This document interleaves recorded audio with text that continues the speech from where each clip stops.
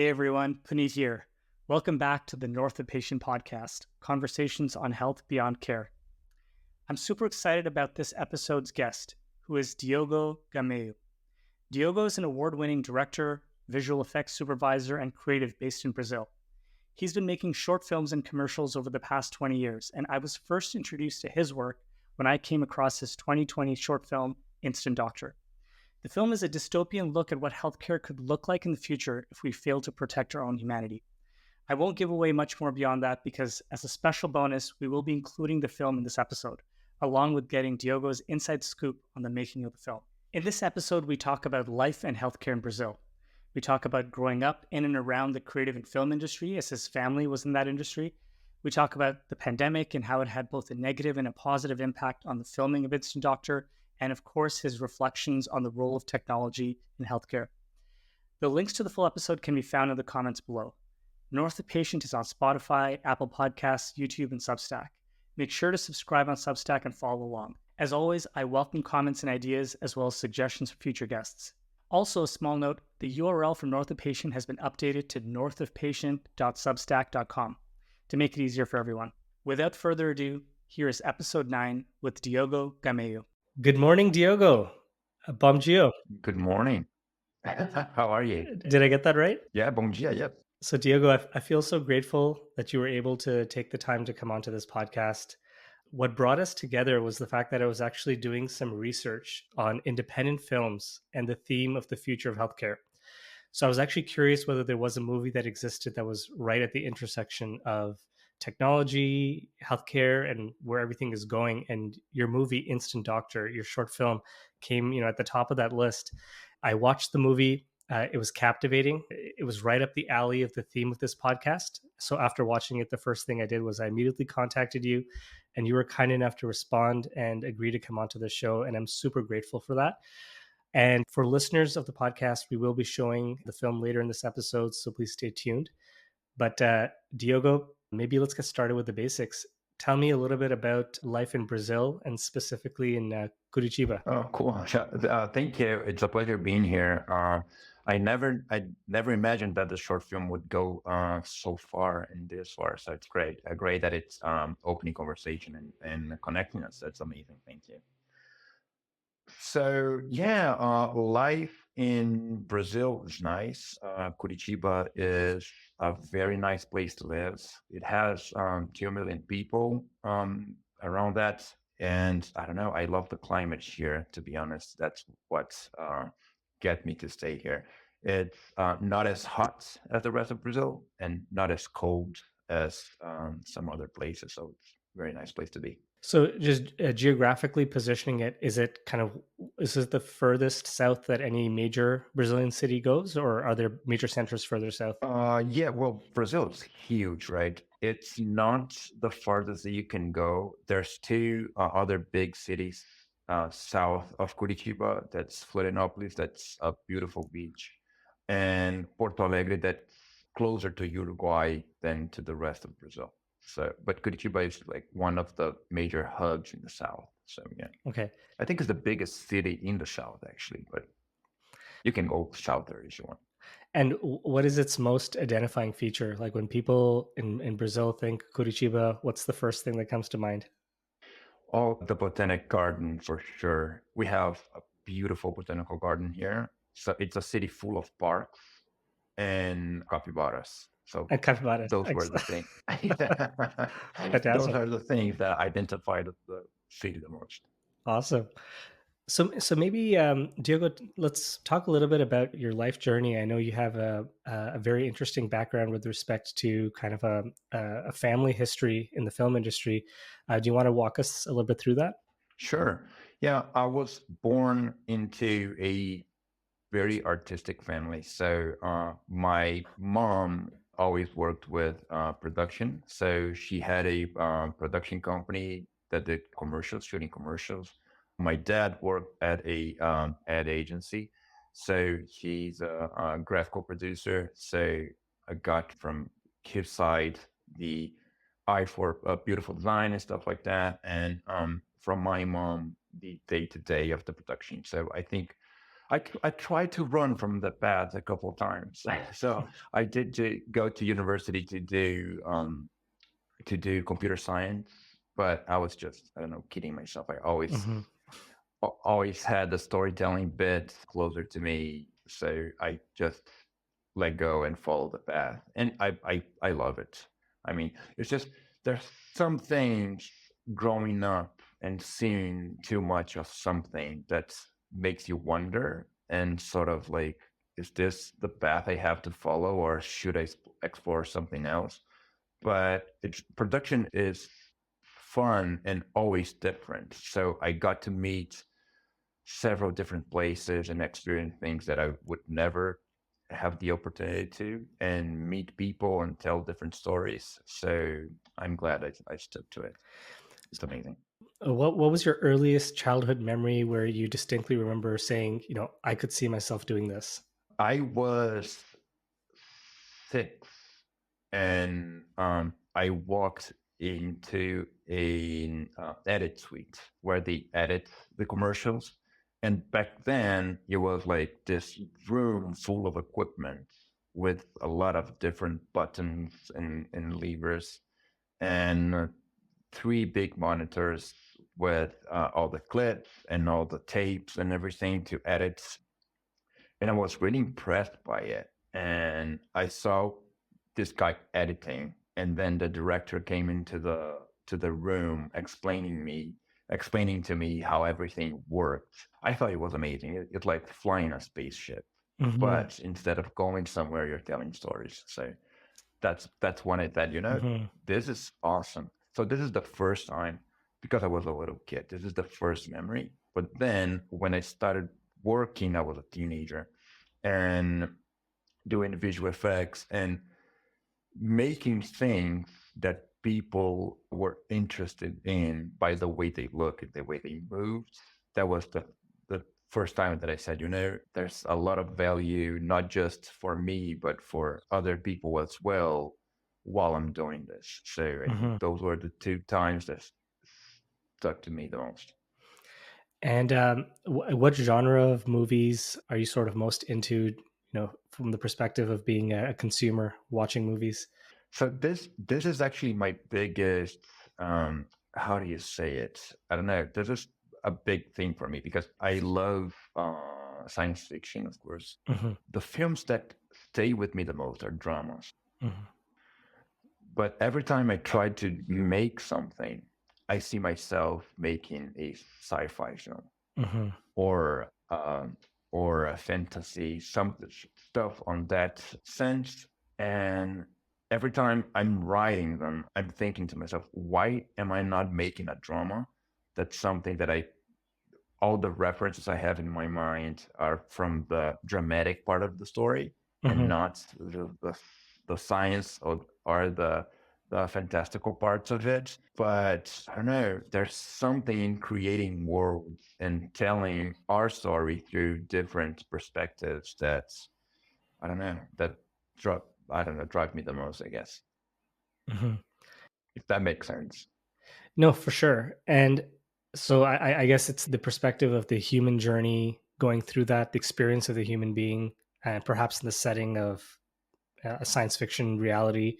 Are there certain specific movies that have spoken to you, like over the years? Yes, of course. I mean, from this realm of fantasy or sci-fi, of course, there's things like Arrival. Hmm. That's actually a Canadian director. I didn't plan to, sorry, but Yeah. it's something that really touched me. And because of that, you're telling a story that is out of this world, and with this technology that we don't have or we've never seen. But what it's actually happening is a story being told about grief. Hmm. So I think that's very, very powerful. But at the same time, if you take a story that is just pure drama, like we need to talk about Kevin, and it's about pain and it's painful all the way through. So you understand the pain, you feel the pain, and you observe someone dealing with it so you can understand your pain better. So I think this is something that I always aimed to do. But when you see things like E.T. or Pan's Labyrinth Mhm. or Arrival, you can you can get a little distance with this all the bad things of it, but you still understand it by generating empathy with the character. So I think there's a lot of power through that too. Mhm. And is there an appetite for science fiction? Is there culture for science fiction in Brazil specifically? Yes, we don't produce much science fiction. I think this is one of the reasons why it gets my attention so much Mhm. because there's not, I mean, they're really expensive to make, but we don't get to do it very often. But I think most of the box office in Brazil are generated from science fiction. Mm. Um, so every time you have a big release of something like Dune, Yep. the second Dune that was just released, it was like Yeah. huge here. Yeah. What an incredible film. Yeah. Yeah, Yeah. amazing. Yeah. So yeah, so yes, that's definitely interest, and that's I don't know. I think it's a good place to be right now to tell stories like that because if you can if we can get the money to make it, people will watch it for sure. Yeah. And you mentioned something interesting there, which is that the cost of producing movies like science fiction films are expensive now.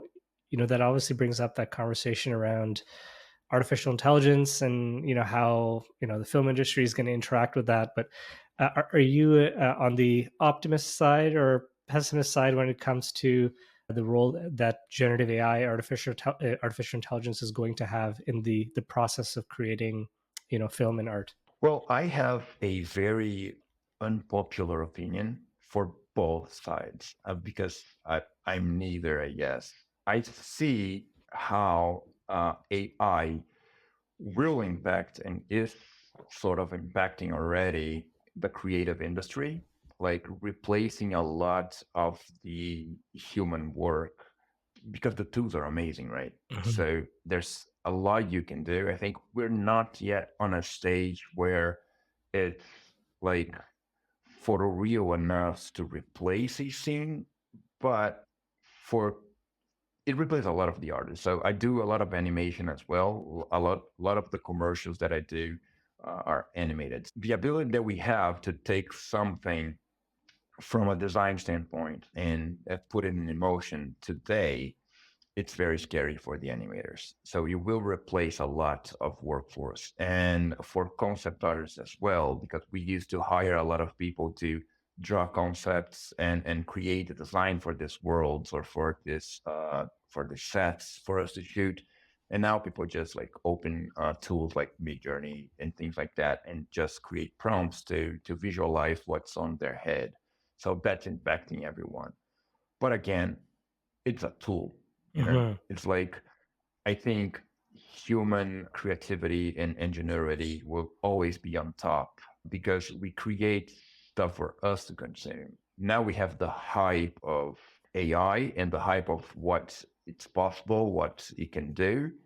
But if we just get things that are easily created with no intention of moving and driving emotion, it's just gonna be empty images. Again, we've seen that happen with other kind of technology that arrived. So we're moved by stories, and Mhm. we're moved by feelings and sensations. So I don't feel like we can create something that's deep enough to translate the emotion for from one human to another just by using an AI. So I think it's something in between. Like it's gonna impact the industry for sure. A lot of people will have to reinvent their jobs, but at the same time, it's a tool that can enhance the speed that we can produce stories and images and take away a lot of the labor that takes a long time from the story being thought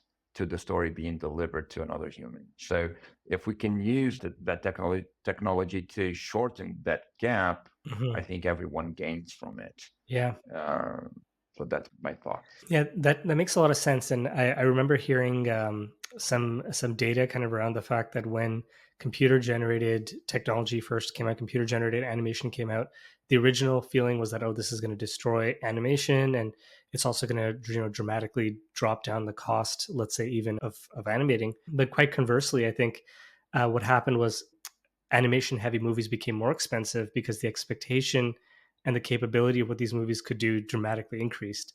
So public appetite and or the capacity to make movies like, let's say, for example, Dune, dramatically changed, right? And I think maybe there's a similar analogy here where as we're able to do more, obviously expectation amongst society and people for what the experience of film can deliver will perhaps dramatically change as well, right? Is that a fair analogy?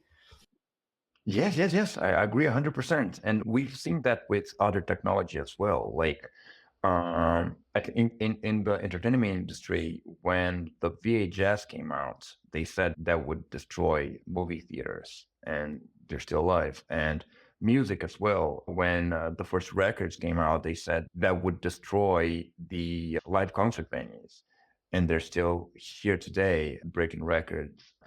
And like when the computer actually came out on a large scale, people were really concerned about the computers. The computers were people doing all the math, and it didn't never destroy engineering. Engineering still pushing the world forward. So I think it's a fair analogy to every kind of disruptive new technology that comes out that sort of takes place of something that was handmade before. So of course, we need to be on the lookout for not to put people under, I don't know, unhumane circumstances. But in terms of technology and advancement, if we always think that it's human creativity and ingenuity that drives everything, we just need to adapt. We'll be fine. From the perspective of, the work that you've been doing, I understand when we first spoke, you mentioned you've done a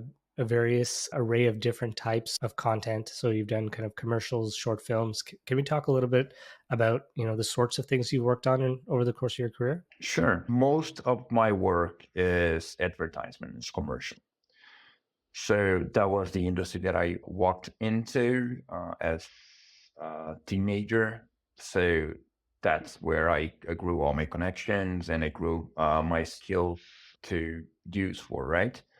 But I always wanted to tell stories more than anything. I said that a couple times already, but that's my motivation. My ultimate goal is to bring story to people, not just sell products. So even the kind of commercial I like to do is telling something. There's always sort of a message, but and there's something that we say that we do some for the industry and we do some for the soul. That's what we do. And Yep. those for the soul are the other kind of projects that I like to take on, like Instant Doctor was one of them. And I did documentaries as well. I did one for a TV here in Brazil, a cultural TV about a cultural festival that's happening right now, actually. In the north of Brazil in the Amazon. What is it called? It's called Parintim. Fighting Jeans. It exactly. Oh, you're very good with Portuguese. Yeah. Thanks. So it's a cultural festival. It tells the story of Boi Bomba. It's a legend from the north of Brazil that actually gets the culture of the colonizers of the um, the indigenous people to the place, and how they started living together and building this community together. So, of course, it's a very sort of violent story because it wasn't a very pacific time to be, but it was the introduction of the indigenous Amazonian culture to white people and to the cities and to the community. And nice thing there is that all those cultures nowadays they live together. So all the legends from the Amazonian legends are still something that is discussed today, day by day. So every time, every July, it's the first weekend of July, they do this big festival to tell the story and how the story came to be, and all the legends coming alive and interfering in people's lives. So it's beautiful. And I went there to shoot a documentary about that because Oh, it's a wow. story that the world doesn't know. Yeah. What's the name of that documentary? It's called Parintins, but it's actually very hard to get because it was made for a live stream on TV. So Mm. you went on air and then it just unfortunately disappeared. So only the TV has it. Oh my gosh. That's gotta be a frustrating thing too, right? In terms of now, you make art, you make these films, and then there's the other question, which is how do you actually get in front of people? Yeah. And do you feel like that's getting harder right now in the world right now, or is it easier to do that? Because I know, paradoxically, while technology and the internet is there and people can stream things, at the same time, there, as I understand, actually, one of my cousins works in the film industry in India, and so I've been kind of talking to him a little bit about the world of production, and I came to learn that there's obviously a monopoly on a lot of the different distribution channels, and that can create complexity to be able to get content out there, which is perhaps not what most people think about as being a reality for this day and age. So is that true there as well, where there's challenges getting things airtime? Yes, for sure. It's first, it's very hard to get people,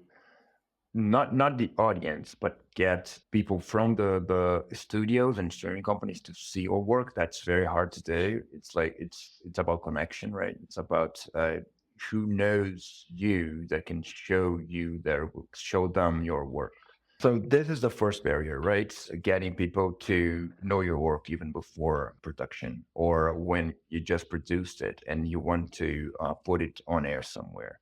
And the second thing is, once someone wants to display your work, you have no control over it. So it's their control over it. So that's a lot of analysis on markets and how to sell that on their market and who wants to see it and how much they will pay to see it. And sometimes you get released, you go to the theaters for like a week or two, and then you show on some streaming services, and then it just disappeared. Hmm. So there's there's a movie that I love, and my wife never seen it. It's called The House of Sand and Fog. Yep. It's a beautiful film. Hmm. It's beautiful, and I really wanted her to see it, and I just can't find it. It's nowhere, Hmm. nowhere. I can't even rent it anymore because I would go to a video rental place back in the days and say, "Do you still have somewhere a copy of this film?" And today, there's I don't know, no place that holds it anymore. So that happens even with the biggest and the most beautiful work. So Yeah. Yeah, and kind of going back to some of the conversations I had with my cousin again, who works in the industry, and again, things I didn't know is, he was mentioning that in some cases there's these, I wouldn't call it nonprofit, but organizations that kind of help produce independent and artistic content and make it available. But then the expectation is that the artist fronts the cost for that, right? So it'll be like, "Hey, I'll give you $50 for your movie, and then now you can make it publicly accessible." So everything kind of ends up happening on the dime of the people kind of creating that content. So which obviously doesn't work because it doesn't allow for a sustainable space to be able to create these things either. So that's an unfortunate thing. yeah, it is. Brazil has a very good incentives to produce films. But then again, we can get approval to get funds that usually are funds that would turn to be taxes from companies. But then say, you know what, you can take like 10% of this tax that you need to pay, that you company need to pay, and give to these people to produce cultural content. So that is great. But then again, it only runs on festivals and then nobody watches them again. Yeah. So. This is probably a good opportunity before we start talking too much about the movie, and there's a number of things to talk about. What we'll do is we'll actually allow listeners and viewers to be able to watch the film. So if you are watching the video of this podcast, here is Instant Doctor. And actually, maybe, Diogo, anything you want to say to the viewers before they go into the film? Yeah, sure. Please enjoy it and let me know what you think. Very, very eager to know what people think of the film.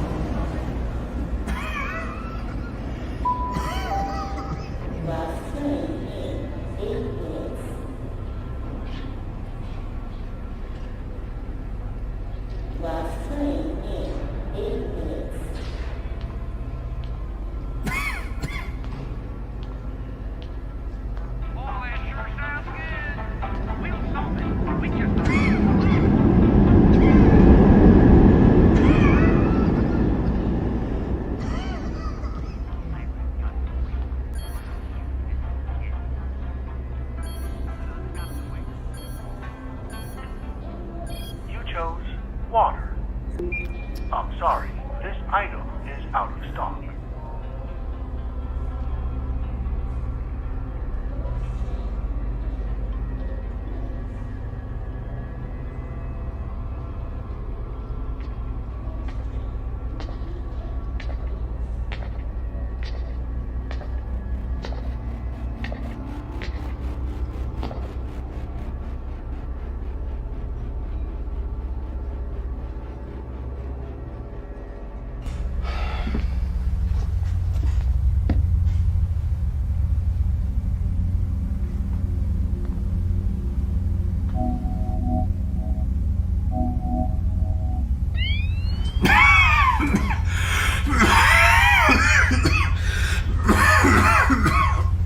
Welcome to your appointment, Charles. What? Hi? Your age is 52 years old. Your height is 6 feet 2 inches, and your weight is 197.6 pounds. Yeah, genius. You have 2 diagnoses and 1 free treatment today. Would you like to proceed with the first diagnosis? Yes. I'm sorry, I didn't get that. Please reply. Yes. Please confirm co-payment of 126,356 bitcoins to proceed. Okay. Yes. Payment received. Diagnosis: capillary dilation within the bronchial tubes. Would you like to proceed with treatment for capillary dilation within the bronchial tubes? Yeah, why not? It's free. Initiating treatment. Hey, what is this? What is this? Hey!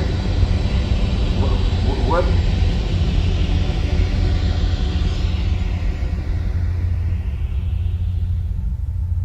Treatment complete. Would you like to proceed with your second diagnosis? Yes! Please confirm co-payment of 126. Yes! Payment received. Diagnosis: metastatic glioblastoma multiforme. What is this? Glioblastoma multiforme is a type of astrocytoma, or brain tumor. Brain tumor. Named for the star-shaped cells called astrocytes. Your life expectancy has been adjusted accordingly. No. Do you wish to be informed of your life expectancy? Do you wish to be informed of your life expectancy? Yes. Yes. Your life expectancy has been adjusted from 156,982 hours remaining to 5,837. That's about 8 months. 8 months. Your family has been notified via TikTok. Come. Please log on to your patient portal for a referral to a palliative care center near you. In the meantime, thank you for choosing Instant Doctor, the most effective mobile healthcare service in the world. We wish you a pleasant life. We wish you a pleasant life. We wish you a pleasant life. We wish you a pleasant life. We wish you a pleasant life.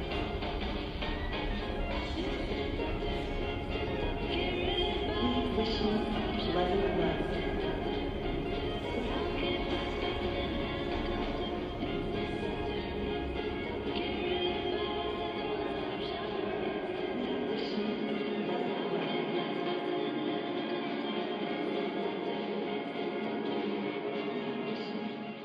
So maybe this is a good segue to talk a little bit about Instant Doctor and the story that led to the creation of the film. Maybe do you want to tell us a little bit about, was it originally intended to be a film? I understand that it was supposed to perhaps take a different course.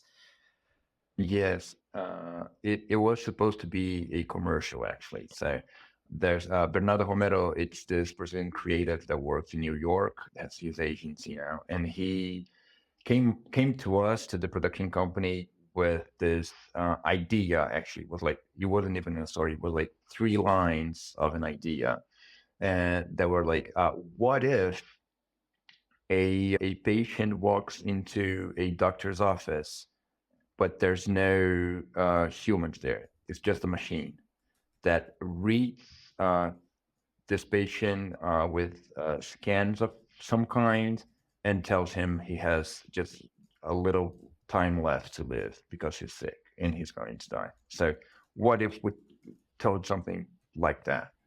And it was supposed to be like 1 to 2 minutes commercial.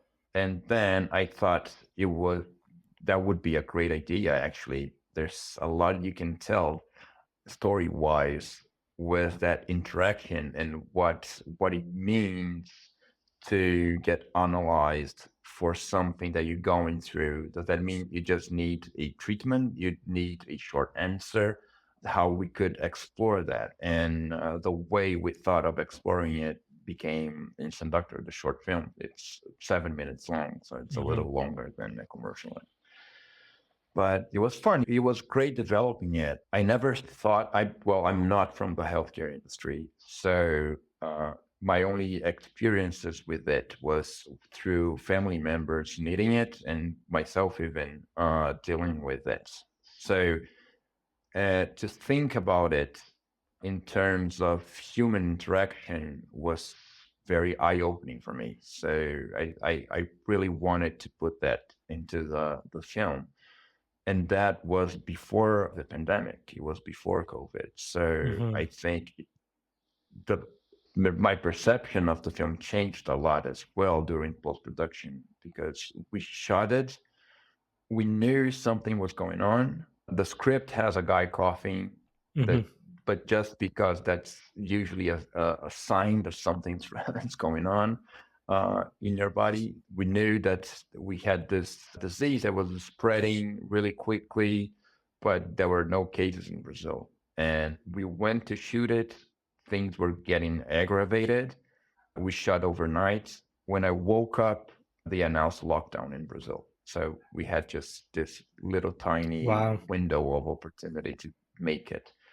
So in post-production, everything changed again, because then we weren't talking about just a disease, right? We were dealing with a man coughing, going into the doctor because something was wrong, and putting it out to the world. Well, the pandemic was very real and affecting a lot of people. So we also had to make some adjustments and adapt the script to make sure we weren't being insensitive to people struggling with it as well. So. Can you talk a little bit actually about the lead actor? I think he did a fantastic job. Obviously, there was some very intense moments in the film. Can you talk a little bit about I guess who he is and maybe his story a little bit?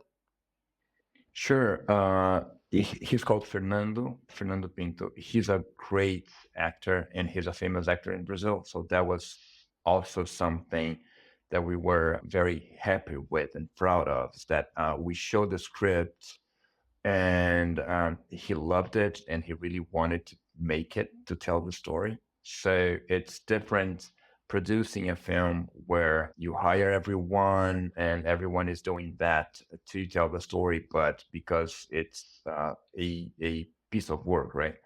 And it's different when you show someone the script and they just react to personally saying, I really want to do that with you and tell the story. We never thought that a famous actor would be on board to do a short film with no resources whatsoever. It was a very cheap short film to produce. So we didn't have the structure to, bring someone that's famous or that I don't know, that has different experiences with cinema nationally and internationally. And he really wanted to do it. So that was amazing. And he did a lot of artistic films that are considered one of the marks of Brazilian cinema, like Terra Estrangeira. I don't remember the title in English. I'll send you if it comes up.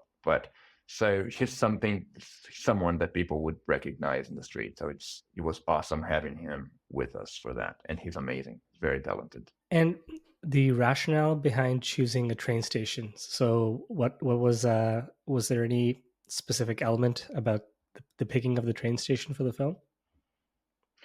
Yeah, so this was part of the world building, the sci-fi aspect of it.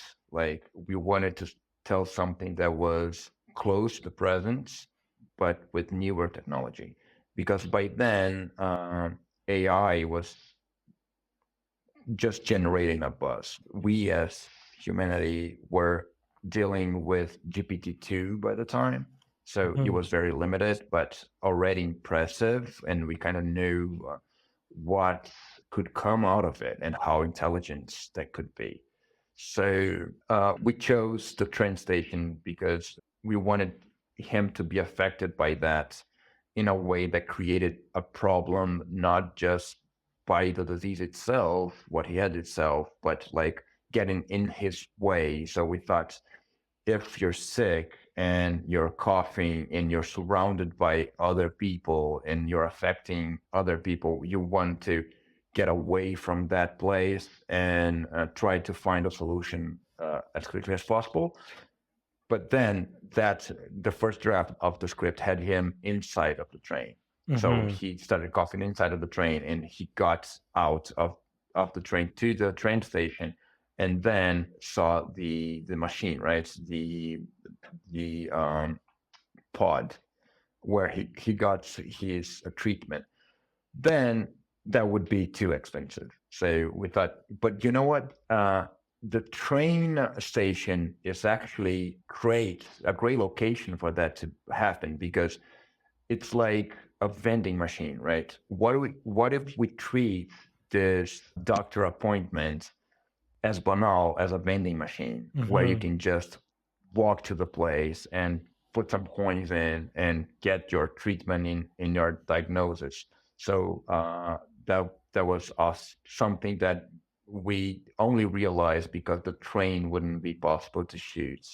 So I think it actually ended up being better to the overall tone of it. Like it's something so banal that you just walk in and get your treatment. So it kind of builds up to the coldness of the relationship between man and machine instead of man and doctor. Hmm. And I also thought that obviously after he receives the diagnosis and he comes out and the train is now left, I thought that was also kind of symbolic of like life having moved on, or the world's moved on and he's sort of left in limbo. That's sort of the feeling I got.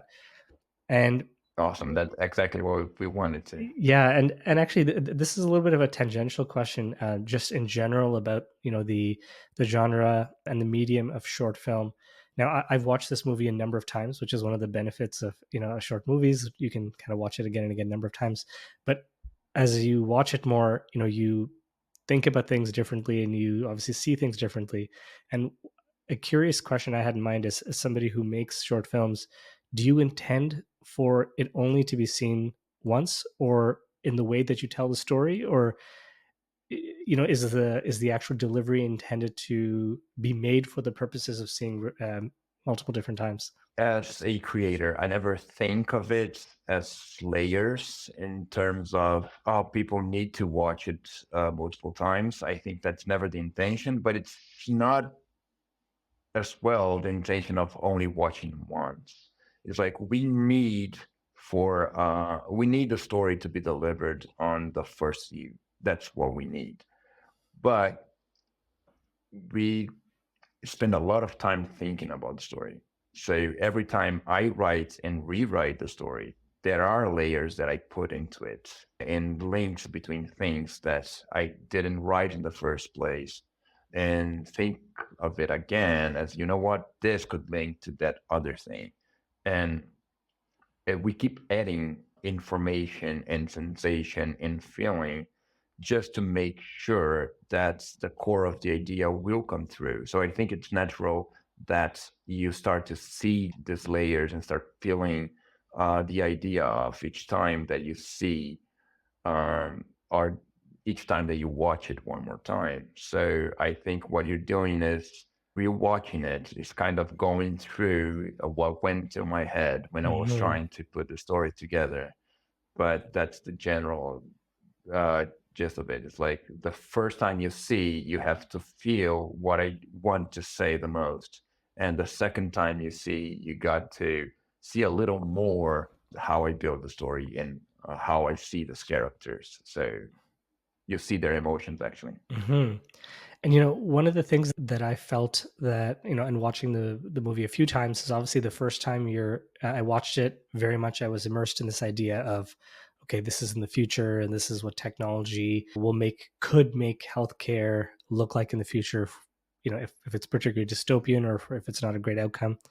But then I also thought, okay, well, is this perhaps a commentary on present day healthcare? As I watched it a few times, and I wondered, was some of the inspiration for the movie experiences that yourself, others had with present day healthcare, in terms of feeling like you weren't supported, or a diagnosis is dropped on you and you're left alone? Was that drawn from present day inspiration, or was this purely extended from the future? No, yes, you're good, man. Yeah, of course it was. It had a lot of personal experience there.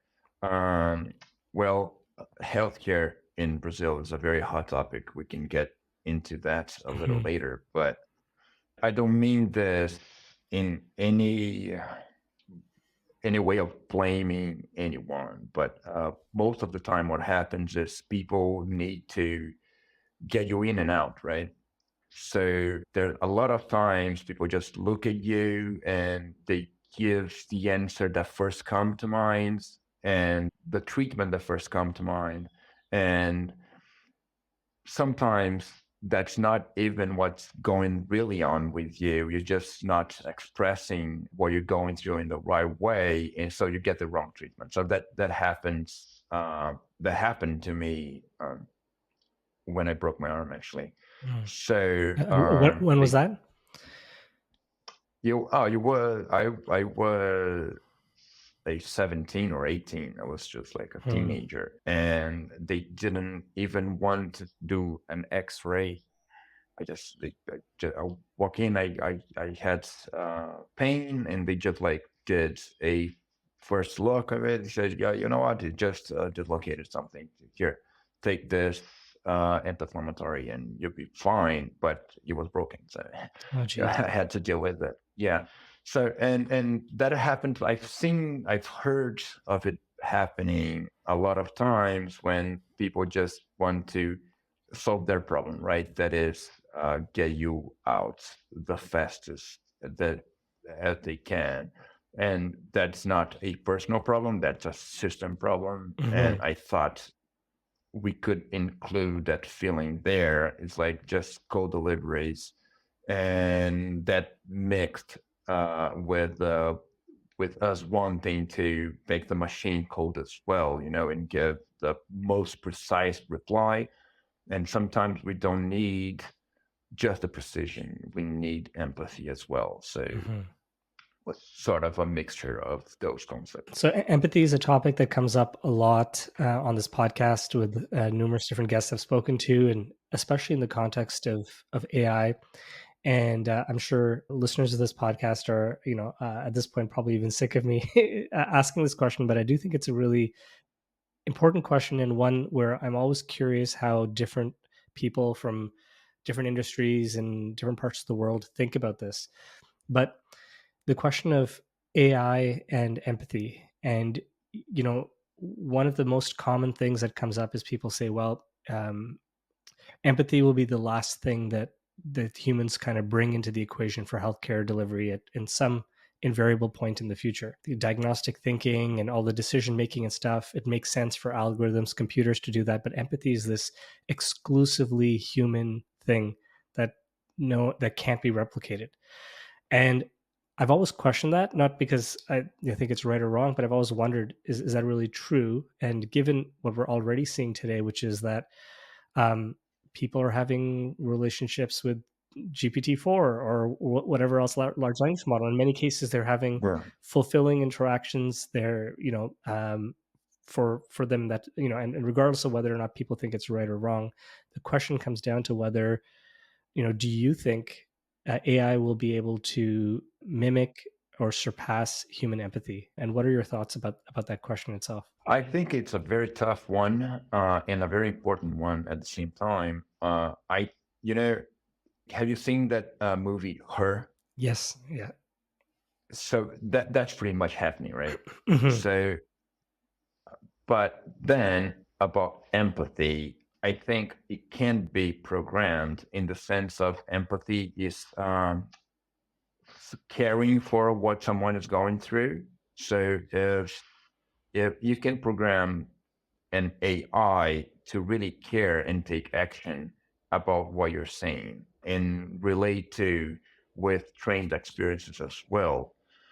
So I think it is possible, yes, to create that empathy. The biggest question is, I guess, is that empathy simulated or real? Because is the machine feeling for you while you're going through it, or it's programmed to react to what you're feeling in a sense that you feel like it's empathy? And the second question is, does it matter if Mhm. it's really feeling it or if it's just acting upon it? So I think that there's something that cannot be replaced, that it might be a local thing, a cultural aspect of it. But well, let me try to give you a example that you understand with less words. Like, have you seen Avatar? Yes, of course. Do you know when they meet each other? I mean, when the natives talk to each other and they say, "I see you," right? They When they interact, they look at one Mhm. another, and the form of greeting is, "I see you." Mhm. So there's something from some of the people of the Amazon that it's really similar to that, and James Cameron got it from there. Mhm. Is they greet each other in when something's happening, when they're activating their empathy what they do is they look at the other person in the eye and say, "I feel you," Is in is a this the sense of is this the Yanomamo? as well. Yeah, but there's several people Okay. have the same they deal with it the Behavior. same Yeah. way. So they the same behavior. They look you in the eye and say, "I feel you," for you to understand that that they're dealing with your pain in a similar way. Like they act upon it because it hurts on them as much as it hurts on you, in the sense of we're all connected and we're going to go through that together. So that's the kind of empathy that I think it's not going to be replaced, because I it's this connection of I'm walking, I'm holding your hand and walking with you throughout. It's a physical presence and a spiritual presence in their beliefs. So, and I believe in that too. But it's like it's sharing more than anything, and I think that needs someone to look you in the eye so you can feel what's going through. And I don't think that AI is going to replace that. But in the practical sense, if it's acting upon that and behaving in a sense of in a similar sense, does it matter if it's programmed or not? I think that's another good question. Yeah. And now, as a thought experiment, what if we're talking about a human being who has had, basically somebody who's had multiple different parts of their body replaced. Maybe, we're talking about somebody who is an augmented human being. They've had in the future, parts of their brain replaced through technology. At what point do we say that, if it's the human eye that's looking back, but the rest of it is a robot, at what point is the feeling purely coming from the point of a human to human connection, and how do we define someone in that context? Yeah, that is great. I think for that, for me personally, it would matter how I would feel. Like, am I am I feeling alone, or am I feeling um, embraced? So, do I feel like this is helping me in a way that I have support, or that that's or does that feel cold to me? I think if I would look at this being, doesn't matter the origin. If I'm struggling and I feel supported, and Mhm. I feel like I'm sharing my experiences, and I feel braver and easier by that, that's okay. Yeah, but by that extension, then what if people already feel that way even in the absence of a body, right? And and because many people might say, well, I speak to my friend or my partner, and I just feel coldness, but when I speak to whatever bot, I truly feel like they understand me, and that's a genuine feeling that I'm experiencing. So how do we reconcile that, right? Because in so many ways we and this is also a reflection of where we are globally and as a society. We're feeling more and more alienated from other human beings, and we're experiencing a disconnectedness and that fear that comes from that, yet we're being given tools that make us experience greater and greater connectedness with technology. So how do you reconcile that, and is that something that you think is worrisome? I do. I think that I don't know. The only answer that comes to me, I've been thinking about that a lot as well. But the only answer that comes to me is community, right? Because there was a time where no one could do anything alone, right? So you needed the community to be alive, basically, because you need someone to help you hunt, you need someone to help you build, you need, while you're doing some chores, the other human beings were doing other things, and you were all dependent on one another. But we are now fully independent, in most senses, but I think the emotional response is very different than the physical response of like hunger or need of protection. Because now, if I work, basically my income can take care of anything. I can have a place to live. I don't need to build it. I can have things to eat. I don't need to hunt for it or grow it. I can just go to the market. And I mean, that's basically true for everything and anything in life, but I don't think that's true emotionally. I don't think we can go through everything alone. You know, I think the emotional support that we need nowadays, we can have that with other animals as well, but I think we need that connection to stay mentally stable, I guess. I think that the answer would be community. If we go back to needing to support and needing to be supported, we might look at other people more than we look at our phones. Maybe, I don't know. Yeah, I mean, I think the optimist in myself kind of thinks about that as well. And maybe sometimes you need to have something taken away from us enough to go back to really understanding why it was so important to begin with.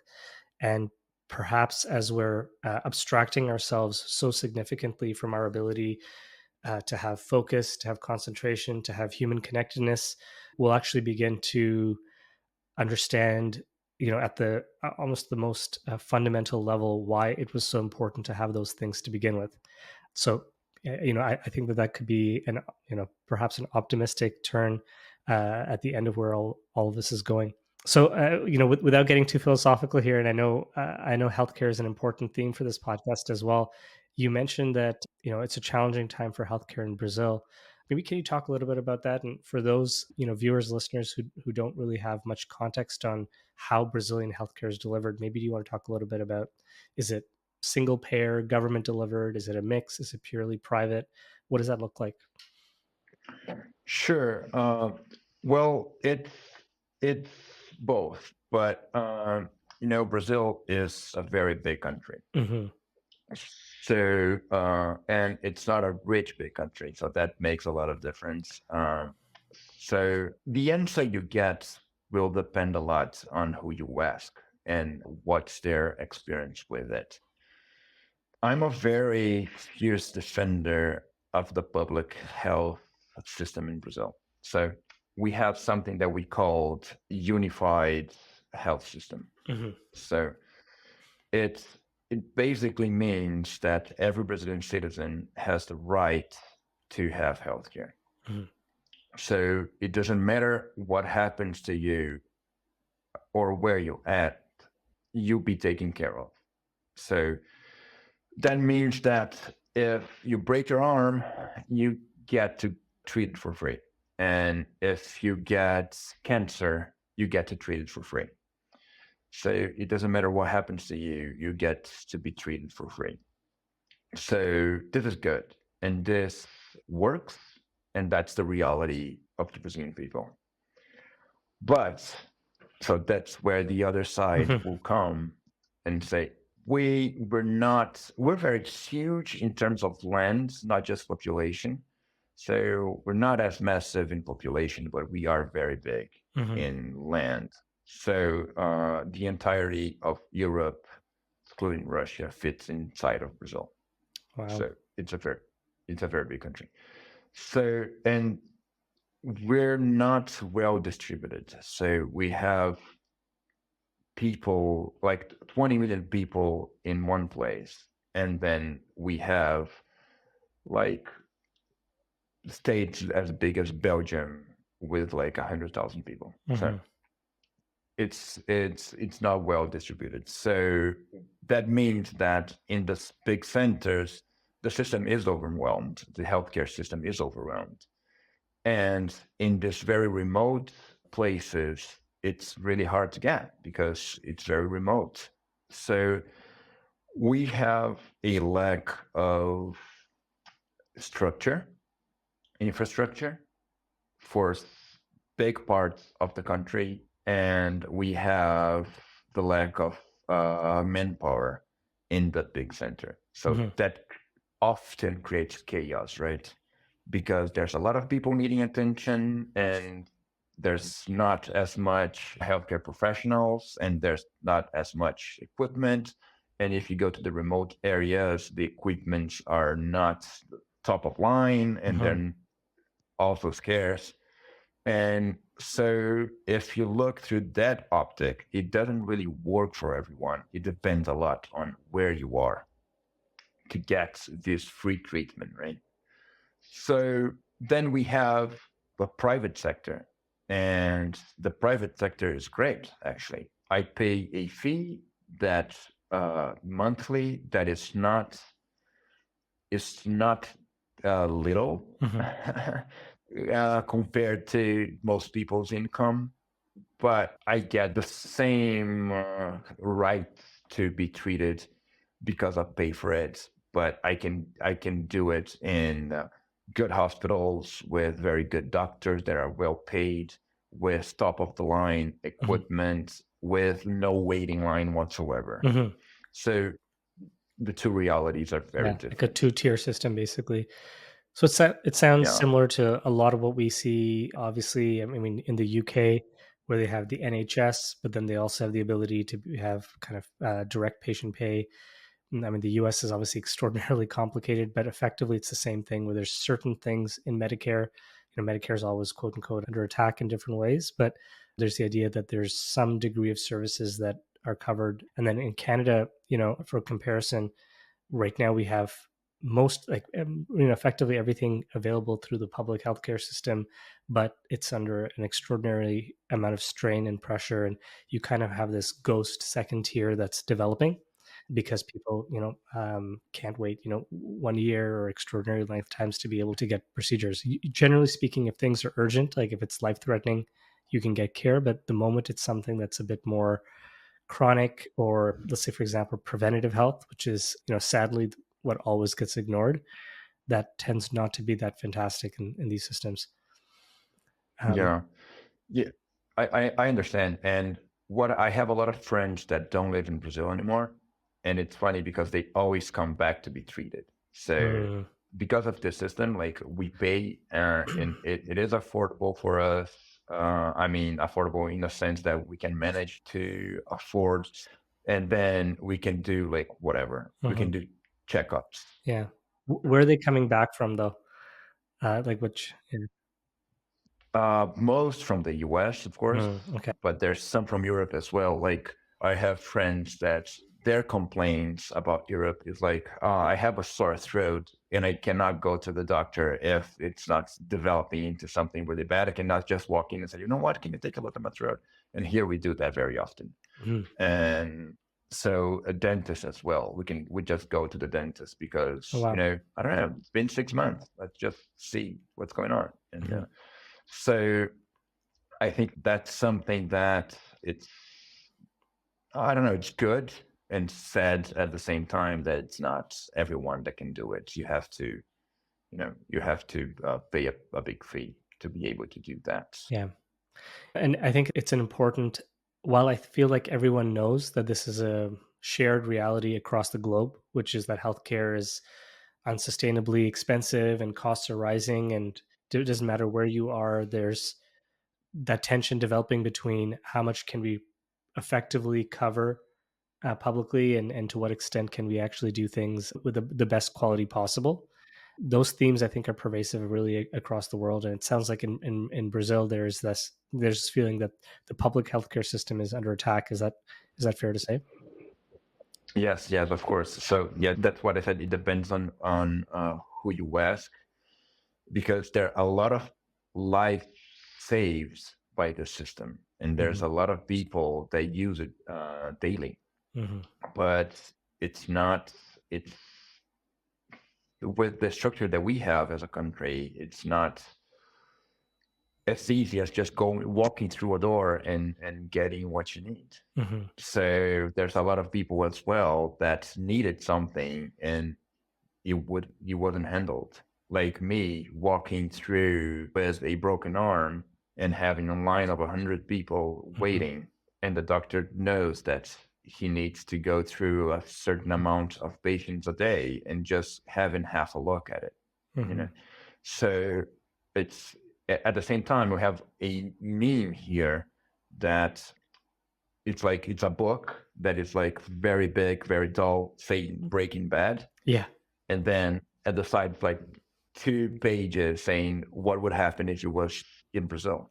Like she would be treated. We wouldn't have to go through this entire journey. So we have the both sides, and they are both true. Yeah, I'll try to see if I can find that meme. It'll be, I think, a valuable thing for viewers to see. So, in terms of your own work, do you imagine doing more projects in healthcare? Are you currently doing something in healthcare? Yes. I don't know if mainly because of Instant Doctor, but of course it helped. We do a lot of services for health and pharma, a lot. So we just did one animation. It's called Impossible Journey. It's a 4-minute long short film, animated short film about the differences in child delivery. It's a absurd percentage of the amount of women that die during birth, during delivery, that are Black women. So it's about that. It's a beautiful short film as well. I didn't direct that one, but I was involved. So we, at least once a year, we do something for the health and pharma industries. And I love it. I think the good part of it is that we don't do much commercials like selling drugs. What we do is awareness. It's like talking about touchy subjects and trying to bring light to some sort of problem that people go through. So I'll definitely keep doing that for sure. That's fantastic. And so for viewers who want to see more of your work, what's the best way to be able to connect with your portfolio, and how can they find out more about the work you're doing? You can find out about my personal work on diogogameiro.com. That's my name.com, and theyouth.com.br. That's the production company, theyouth.com.br. So there you'll find not only my work, but the work of the other directors I work with, and you'll find something related throughout the work for sure. That's fantastic. Well, Diogo, I want to thank you again for taking this time to be able to chat. I'm really looking forward to, actually, I'm going to look at Impossible Journey, and I'll be keeping a close eye on your next projects. Thank you again so much for taking the time to come on the podcast. No, thank you. It was a pleasure. I really enjoyed talking to you. Let me know anytime you want to talk. I'll be here. It's a pleasure.